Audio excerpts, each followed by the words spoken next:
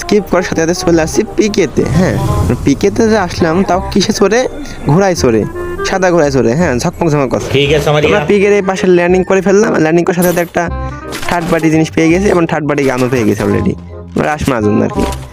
N94 একটা আছে এখানে, N94টা তুলে নিলাম। এখন সামনে একটা M40টা তুলে নিই, কারণ এখন পিকেতে রাস্তা উড়াধুরা, কোনো মারামারি মরাটাই হবে না, মানে এখন কোনো টাইপের মরা যাবে না। এখান থেকে 50টা কিল করা যায় একই ম্যাচে, কীভাবে তা আবার? হ্যাঁ, এটা দেখেন আপনারা অবশ্যই। এমনকি আমার 50টা কিলের কথা শুনে অবশ্যই আপনাদের মনে করো রিয়াকশন ঠিক এরকম, এবং রিয়াকশন আপনাদের যে রকমই হোক, কারণ আমাকে 50টা কিলের চ্যালেঞ্জ দিয়েছে, তো 50টা কিল করতে হবে। এবং একটা কিল, একটা এনিমি চলে এসেছে, এনিমিটাকে একটা কনফার্ম করে নিই। কনফার্ম করার পরে কিল একটা প্রেজার করতেছে। ও ভাই, লুট ডেকে গেছে দেখেন ভাই। ভাই আমার টিপস অ্যান্ড ট্রিক্স ভাই কাজে লাগছে ভাই। অনেকদিন পর আমার টিপস অ্যান্ড ট্রিক্সটা আজকে ভাই কাজে লাগছে ভাই। ওপরে লুট দেওয়ার কথা ছিল,